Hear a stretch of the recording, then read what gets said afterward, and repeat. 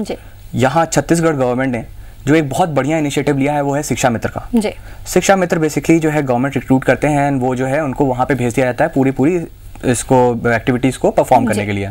सो यहाँ पे वो फोकस आ रहा है कि जहाँ पे सरकारों को भी दिख रहा है कि स्पोर्ट्स की इंपॉर्टेंस क्या है, बहुत ज्यादा आगे चल के किस तरीके से एक बिल्कुल राज्य के लिए भी गौरव की बात हो सकती है आगे चल के, अगर यहाँ से बच्चे निकलते हैं नेशनल लेवल पर जाते हैं। तो मैं बात करूँ अगर आपसे, बहुत पॉजिटिव चीज जो मेरे को अगर आप रिमोट एरिया में जाओ तो दिखती है, वो है इम्यूनिटी की, आपकी सहनशीलता की। आप मेट्रोस में जाओगे तो आजकल 90% स्कूल से एयर कंडीशनड हो गए। बिल्कुल।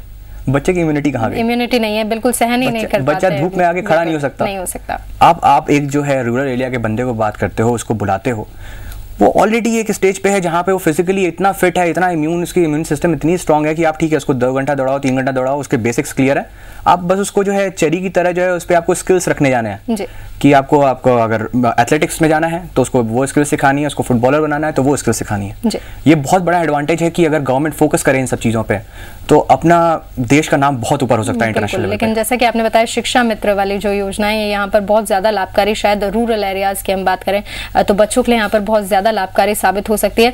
और साथ ही अगर हम बात करें कि रोजगार के क्या कुछ अवसर है अगर आप एक बेहतर स्पोर्ट्स पर्सन बनते हैं, उस पर भी हम चर्चा करेंगे। फिलहाल वक्त तो चला है एक और ब्रेक का।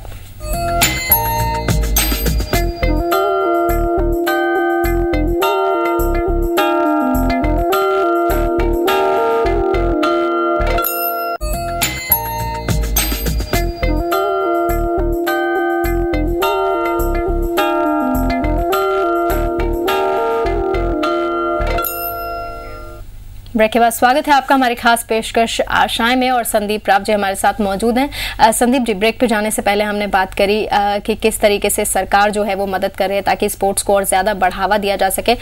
रोजगार की अगर हम यहाँ पर बात करें तो बिल्कुल वो भी हम चाहेंगे हमारे दर्शकों को आप बताएं, लेकिन सबसे पहले एड्यू स्पोर्ट्स की हम बात करते हैं। एड्यू स्पोर्ट्स क्या कंसेप्ट लेकर आया है, एड्यू स्पोर्ट्स का क्या मकसद है?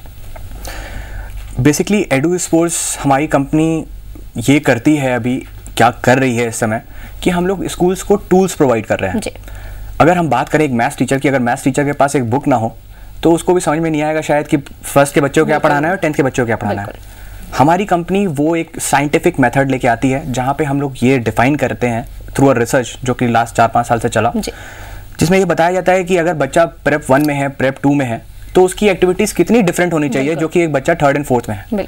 अगर हम लोग बात करें हमारे खुद की एजुकेशनल सोसाइटीज की, same type of ball, same type of props, boring colours, वो वही सारी चीज़ें होती हैं। बच्चा जो है खेलता रहता है, पी जो है बेसिकली फोकस करता है जो कि टीम जा रही है, स्पोर्ट्स टीम।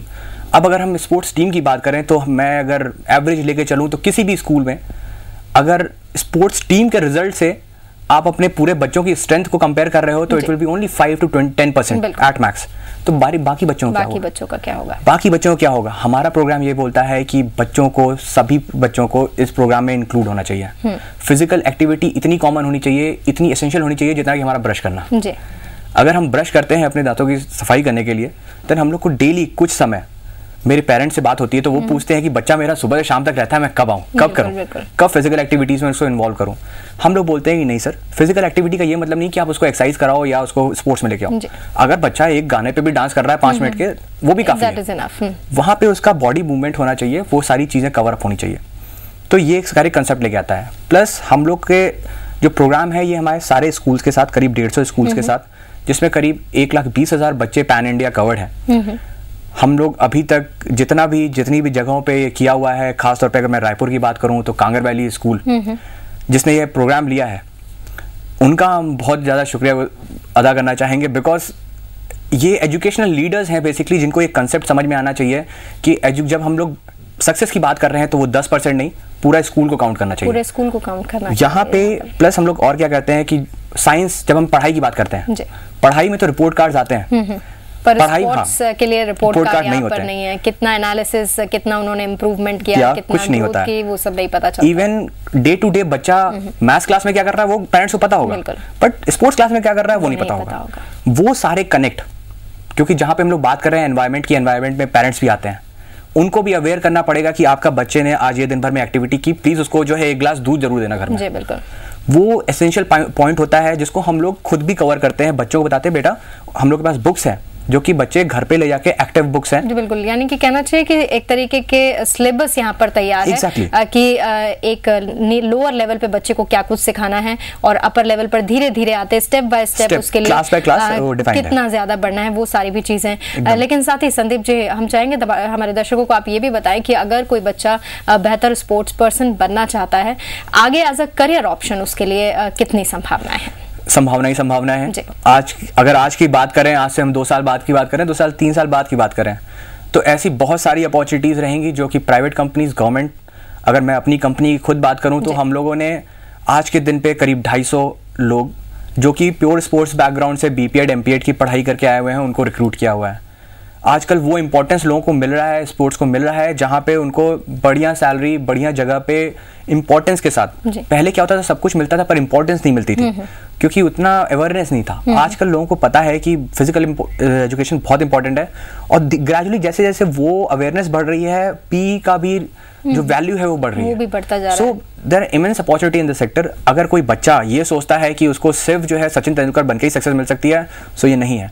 अगर आप स्पोर्ट्स में बढ़िया हैं, आपको अगर उसमें इंटरेस्ट है, तो आप प्लीज़, इतने सारे कोर्सेज हैं जिसमें आप बैचलर ऑफ फिजिकल एजुकेशन के कोर्सेज कर सकते हैं, मास्टर्स कर सकते हैं और अपना जो खुद की आपकी लाइकिंग है जो कि स्पोर्ट्स है, आप उसमें अपना करियर परस्यू कर सकते हैं। सो ये सारी चीज़ें हैं जो कि अभी आ गई हैं। बहुत स्कूल्स की बात कर लें हम, स्कूल्स बढ़ते ही जा रहे हैं और सारे स्कूल्स में इंपॉर्टेंस बढ़ती जा रही है। इमेंस यहाँ पर मतलब अगर कोई स्पोर्ट्स पर्सन अच्छा है तो उसके लिए आगे चल के यहाँ पर रोजगार की भी बहुत सारी संभावनाएं और किसी तरह की कोई दिक्कत नहीं होने वाली है। आप अपना शौक भी यहाँ पर अपना सकते हैं, आप जिसमें परफेक्ट हैं आप वो कर रहे हैं और साथ ही आपके लिए रोजगार की भी बिल्कुल कोई भी कमी नहीं है। बहुत बहुत शुक्रिया संदीप जी इस पूरी जानकारी के लिए। तो बिल्कुल आज यहाँ पर हमने बात की खेलकूद को लेकर कि किस तरीके से आप अगर एक बेहतर स्पोर्ट्स पर्सन बनना चाहते हैं तो आगे क्या कुछ आपके लिए अपार संभावनाएं हैं। कहने का मकसद बस इतना है कि अगर आप खेलकूद में अच्छे हैं तो आपका शरीर स्वस्थ है और शरीर स्वस्थ है तो फिर सब कुछ स्वस्थ है। हमारी आज की खास पेशकश में बस इतना ही। दीजिए इजाजत और आप देखते रहिए जी 24 घंटे छत्तीसगढ़। नमस्कार।